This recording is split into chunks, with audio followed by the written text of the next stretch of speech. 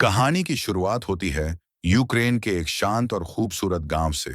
यहाँ एक साधारण लेकिन खुशहाल जिंदगी जी रहा है माइकोला, जो अपनी गर्भवती पत्नी नास्त्या के साथ रहता है। ये दोनों गांव में इको सेटलर के रूप में मशहूर हैं। मतलब ये लोग प्रकृति के करीब रहना और बिना ज्यादा टेक्नोलॉजी के जीवन जीना पसंद करते हैं। नास्त्या एक कलाकार है। उसे लकड़ी पर नक्काशी करना और खूबसूरत पेंटिंग बनाना बहुत पसंद है। अपने प्यार को जताने के लिए वह माइकोला के लिए लकड़ी से एक छोटा सा फरिश्ता बनाती है, ताकि वो हमेशा उसकी रक्षा कर सके। वहीं माइकोला पेशे से टीचर है, जो बच्चों को गणित, साइंस और पर्यावरण पढ़ाता है। हर दिन वह अपनी पुरानी साइकिल पर स्कूल जाता है। उनके घर के बाहर एक खास सा निशान बना होता है, जिसे लोग व्हाइट रेवन का पंजा कहते हैं। ये एक पुरानी कहानी का प्रतीक है, जिसमें कहा जाता है कि एक सफेद कौवे ने इंसानों की मदद के लिए खाना और पानी लाकर उनकी जान बचाई थी। माइकोला और नास्त्या का जीवन बहुत सिंपल है।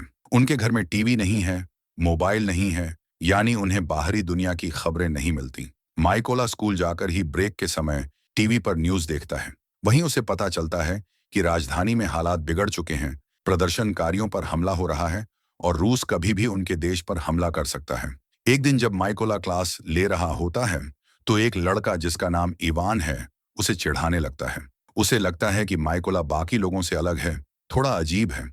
लेकिन माइकोला शांत स्वभाव का है। वह गुस्सा नहीं करता और बच्चों को सही रास्ता दिखाने की कोशिश करता है। अगली सुबह जब माइकोला स्कूल जा रहा होता है, तो रास्ते में उसे कुछ सैनिक खड़े नजर आते हैं। वह ज्यादा ध्यान नहीं देता और आगे बढ़ जाता है। लेकिन जब स्कूल पहुंचता है, तो देखकर हैरान रह जाता है। स्कूल पूरी तरह खाली है। वह टीवी चालू करता है और वहां जो देखता है, उससे उसके होश उड़ जाते हैं। न्यूज में बताया जा रहा है कि रूस ने यूक्रेन पर हमला कर दिया है। यह सुनकर माइकोला के मन में सिर्फ एक ही ख्याल आता है, उसकी पत्नी नास्त्या। वह तुरंत घर की तरफ दौड़ पड़ता है। लेकिन जब तक वह घर पहुंचता है, बहुत देर हो चुकी होती है। रूसी सैनिक उसके घर में घुस चुके होते हैं। नास्त्या को वे लोग पीट रहे होते हैं। माइकोला उसे बचाने की कोशिश करता है, लेकिन सैनिक उसे भी पकड़ लेते हैं। जब सैनिक यह यकीन कर लेते हैं कि न तो माइकोला और न ही उसकी पत्नी जासूस हैं, तो वे घर में आग लगा देते हैं और वहां से निकलने लगते हैं। लेकिन तभी गुस्से में नास्त्या एक पत्थर उठाकर सैनिकों पर फेंक देती है। ये देखते ही एक सैनिक बिना सोचे समझे गोली चला देता है। नास्त्या के सीने में गोली लगती है और वह माइकोला की आंखों के सामने जमीन पर गिर जाती है। माइकोला बेबस होकर अपनी पत्नी की मौत देखता रह जाता है। सैनिक घर को जलाकर वहां से चले जाते हैं और माइकोला की दुनिया एक ही पल में उजड़ जाती है। अपनी पत्नी की मौत के बाद माइकोला की जिंदगी पूरी तरह बर्बाद हो चुकी थी। वह नास्त्या की लाश को सीने से लगाए बैठा था और बेबस होकर देख रहा था कि उसका प्यारा घर पूरी तरह जलकर राख में बदल रहा है। कुछ देर पहले तक जहां खुशियां थीं, अब वहां सिर्फ खामोशी, धुआं और मौत थी। कई घंटे बीत जाने के बाद यूक्रेन की मिलिशिया के 2 सैनिक वहां पहुंचते हैं। वे माइकोला की पहचान चेक करते हैं और यकीन होने पर कि वह कोई जासूस नहीं है, उसकी मदद करते हैं। मिलकर वे नास्त्या को दफनाते हैं। अपनी पत्नी को हमेशा के लिए विदा करना माइकोला के लिए किसी नर्क से कम नहीं था। दफनाने के बाद वे उसे अपने बेस पर ले जाने का फैसला करते हैं। जाने से पहले माइकोला एक चीज उठाता है, वो लकड़ी का फरिश्ता, जिसे नास्त्या ने अपने हाथों से उसके लिए बनाया था। यह अब उसके लिए सिर्फ लकड़ी का टुकड़ा नहीं, बल्कि उसकी पत्नी की आखिरी याद और उसके बदले की आग का प्रतीक बन चुका था।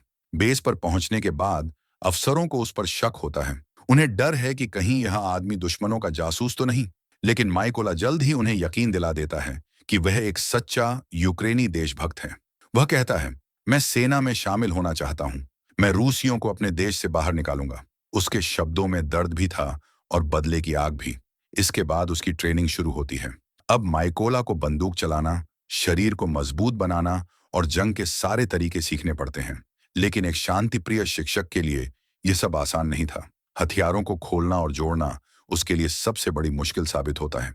उसकी धीमी प्रगति देखकर बाकी लोग हंसते हैं, खासकर तब जब वह अपना कोड नेम बताता है, रेवेन, यानी कौवा। ये सुनकर सब उसे मजाक में लेने लगते हैं। लेकिन माइकोला ठान चुका था कि वह किसी कीमत पर हार नहीं मानेगा। वह रात भर जागकर हथियारों की प्रैक्टिस करता है। अपने पास हमेशा उस लकड़ी के फरिश्ते को रखता है, ताकि उसे अपना असली मकसद याद रहे, अपनी पत्नी का बदला लेना।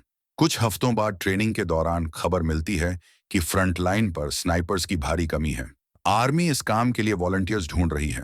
स्नाइपर का काम बेहद खतरनाक होता है, इसलिए ज्यादा लोग आगे नहीं आते। लेकिन माइकोला बिना झिझक तुरंत वॉलंटियर कर देता है। यह देखकर बाकी लोग उसका मजाक उड़ाने लगते हैं, लेकिन माइकोला को फर्क नहीं पड़ता। खुद को साबित करने के लिए वह एक मुश्किल चैलेंज स्वीकार करता है। आंखों पर पट्टी बांधकर सिर्फ 20 सेकंड में AK-47 को खोलकर फिर से जोड़ना। सबको लगता है कि यह नामुमकिन है, लेकिन माइकोला चुपचाप ये काम कर दिखाता है। यह देखकर सब हैरान रह जाते हैं और आखिरकार उसे सबका सम्मान मिल जाता है। अब धीरे धीरे सब लोग माइकोला को उसके नए नाम रेवन से बुलाने लगते हैं। ये नाम अब सिर्फ एक कोड नेम नहीं, बल्कि उसकी पहचान बन चुका था। स्नाइपर ट्रेनिंग शुरू होती है। थ्योरी का हिस्सा उसके लिए सबसे आसान साबित होता है, क्योंकि माइकोला गणित और फिजिक्स में पहले से ही मास्टर था। हवा की दिशा, बुलेट का ड्रॉप, टारगेट तक का सही एंगल, ये सारी कैलकुलेशन वह इतनी तेजी से करता है कि उसके टीचर्स भी हैरान रह जाते हैं। वह स्नाइपर का पहला और सबसे जरूरी नियम भी सीख लेता है, पूरी तरह शांत रहना, बिना हिले डुले। उसका टेस्ट लेने के लिए इंस्ट्रक्टर उसके पास जमीन पर गोली तक चला देता है, लेकिन माइकोला हल्का सा भी नहीं हिलता। उसके अंदर का फोकस अब किसी और लेवल पर पहुंच चुका था। लेकिन असली शूटिंग में माइकोला को दिक्कत आती है। उसे बाकी सब की तरह अच्छी स्नाइपर राइफल नहीं दी जाती, बल्कि एक पुरानी गन पकड़ाई जाती है जो असली स्नाइपिंग के लिए सही नहीं होती। जब भी वह शिकायत करता है, उसे सिर्फ यही जवाब मिलता है, जैसा है वैसे काम करो। फिर भी माइकोला हार नहीं मानता। वह दिमाग से खेलता है। आखिरी स्नाइपर टेस्ट रात के अंधेरे में होने वाला होता है। सबको फ्लेयर की रोशनी में टारगेट हिट करना है। जैसे ही रोशनी फूटती है, बाकी लोग तुरंत फायर कर देते हैं, लेकिन माइकोला शॉट लेने की जल्दी नहीं करता। वह रोशनी का इस्तेमाल करके टारगेट की दूरी मापता है, एंगल सेट करता है और फिर इंतजार करता है। जैसे ही रोशनी बुझ जाती है और चारों तरफ अंधेरा छा जाता है, माइकोला ट्रिगर दबाता है। उसकी गोली सीधा टारगेट के बीचों बीच लगती है। एकदम परफेक्ट शॉट, जो कोई और नहीं कर पाता, वो रेवेन कर दिखाता है। इस कमाल की शूटिंग के बाद माइकोला सबसे ज्यादा स्कोर के साथ ग्रेजुएट होता है और उसे फर्स्ट क्लास यूनिट में भेजा जाता है। उसका पहला मिशन आता है एक अहम चेक पॉइंट को आजाद कराना, जिस पर रूसियों ने कब्जा कर लिया है। माइकोला और उसकी स्नाइपर टीम गुपचुप उस एरिया में पहुंच जाती है। हर किसी को अपना अपना टारगेट मिलता है। सब शूट करने ही वाले होते हैं कि तभी एक सिविलियन कार वहां आ जाती है। प्लान रोकना पड़ता है। रूसी सोल्जर्स कार से दो आम लोगों को बाहर निकालते हैं और उनके पासपोर्ट छीन लेते हैं। जब वो आदमी पासपोर्ट वापस मांगता है, तो सोल्जर्स उसे बेरहमी से मारना शुरू कर देते हैं। ये देखते ही माइकोला की टीम फायर ओपन कर देती है। एक एक करके सभी रूसी सोल्जर्स को सही निशाने से खत्म कर दिया जाता है। एक सोल्जर जो महिला को बंधक बनाने की कोशिश करता है, उसे भी माइकोला बिना देर किए ढेर कर देता है। मिशन खत्म होते ही टीम वहां यूक्रेन का झंडा गाड़ देती है, ताकि सबको पता चल जाए कि यह चेक पॉइंट फिर से उनके कब्जे में है। बेस पर लौटने के बाद माइकोला को खबर मिलती है कि उसके बाकी नए साथी दूसरी मिशन पर चले गए हैं। इस मौके का फायदा उठाकर वह अपने पुराने स्कूल पहुंचता है। टूटी फूटी क्लासरूम देखकर उसका दिल भारी हो जाता है। कुछ साल पहले यहीं बच्चों की हंसी गूंजती थी, लेकिन अब सिर्फ खामोशी और जंग के निशान बचे हैं। माइकोला खड़ा होकर सब देखता है और सोचता है कि उसकी जिंदगी कितनी बदल गई है। अगले दिन माइकोला की जिंदगी फिर से हिल जाती है। उसकी यूनिट की दूसरी टीम बेस पर लौटती है, लेकिन उनके साथ एक दर्दनाक खबर आती है। माइकोला का एक करीबी दोस्त दुश्मन स्नाइपर के हाथों मारा गया है। यह सुनकर माइकोला के अंदर बदले की आग और भी भड़क उठती है। अब उसके लिए यह सिर्फ ड्यूटी नहीं, बल्कि एक पर्सनल मिशन बन चुका था। कुछ ही दिनों बाद माइकोला अपनी टीम के साथ नए मिशन पर निकलता है। इस बार उनका टारगेट जंगल के बीच है। टीम चुपचाप पेड़ों के पीछे पत्तों से बम छुपाती है और खुद घास में लेटकर इंतजार करती है। जैसे ही रूसी सैनिकों का काफिला वहां आता है, माइकोला स्कोप से टारगेट देखता है, लेकिन तभी उसके हाथ रुक जाते हैं। कारण, भीड़ में उसे एक जाना पहचाना चेहरा दिखता है। इवान, वही लड़का जो कभी उसकी क्लास में बैठता था और उसे परेशान करता था।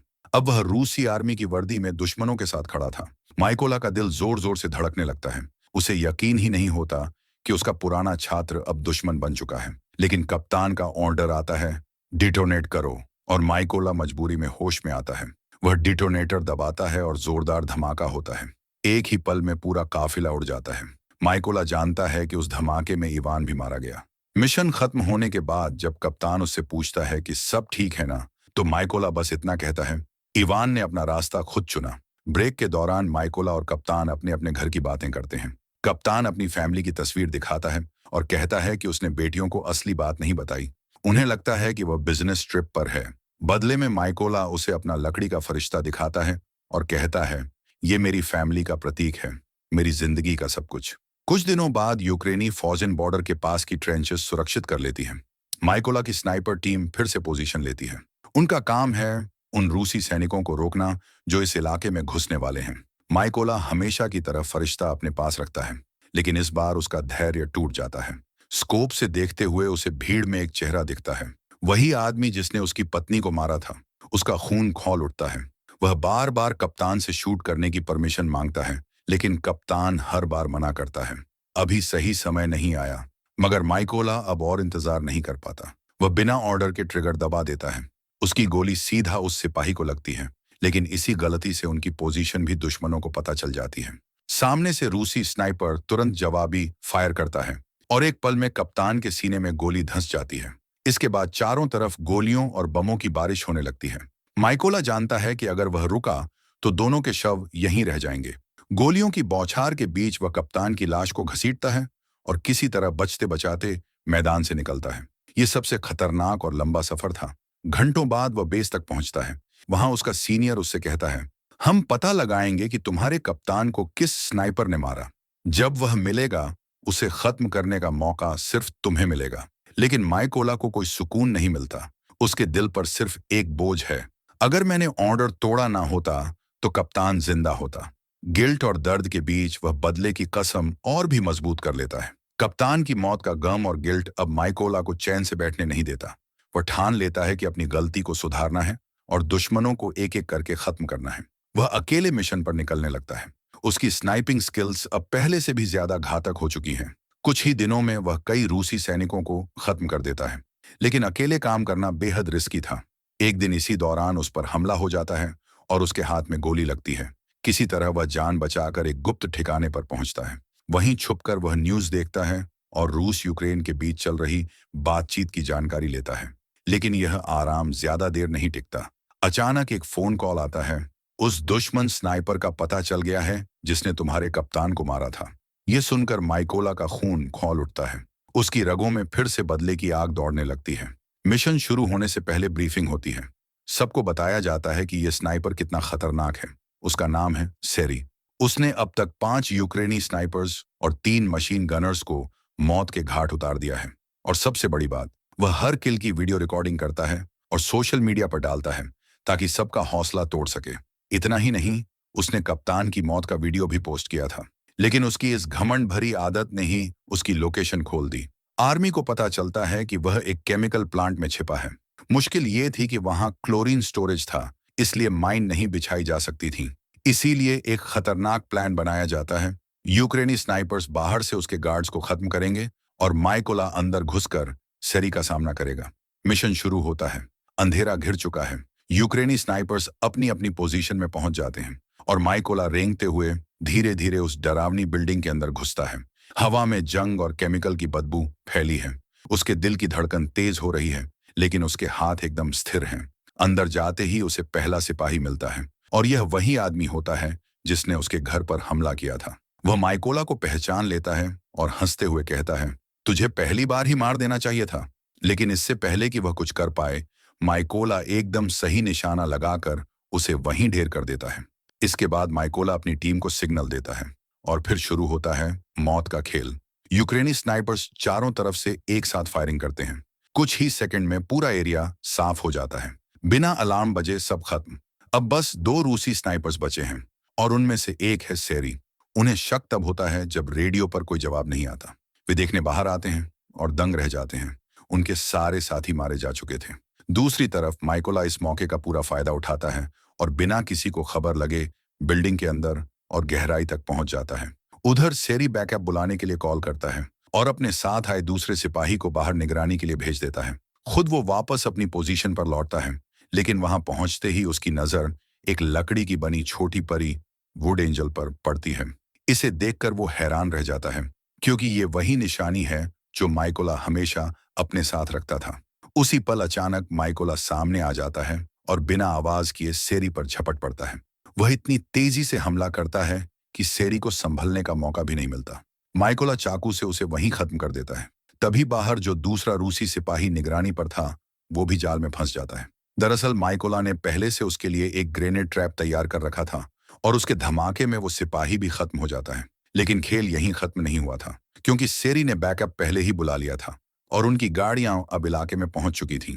तभी माइकोला तुरंत सेरी का रेडियो उठाता है और उन नए दुश्मनों को सख्त चेतावनी देता है, तुम्हें इसकी कीमत चुकानी पड़ेगी। ये कहते ही रूसी ट्रक रुकता है, लेकिन इससे पहले कि वे कुछ कर पाते, यूक्रेनी सैनिक जो पहले से छिपकर पोजीशन में थे, ताबड़तोड़ फायरिंग शुरू कर देते हैं। कुछ ही सेकंड में पूरा इलाका गोलियों की आवाज से गूंज उठता है और सारे दुश्मन खत्म हो जाते हैं। अब माइकोला ने अपनी पत्नी नास्त्या, अपने दोस्त और अपने कैप्टन की मौत का बदला ले लिया था।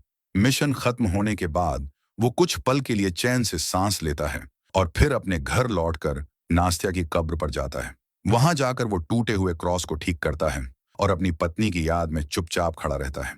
लेकिन सच्चाई ये है कि उसका सफर यहीं खत्म नहीं हुआ, क्योंकि अपने देश के लिए लड़ाई अभी जारी है। आखिर में माइकोला फिर से निकल पड़ता है, इस बार अकेले एक नए मिशन पर। उसका अब सिर्फ एक ही मकसद है, जितने ज्यादा हो सके उतने रूसी सैनिकों को खत्म करना। और इसी सीन के साथ ये फिल्म यहीं खत्म हो जाती है।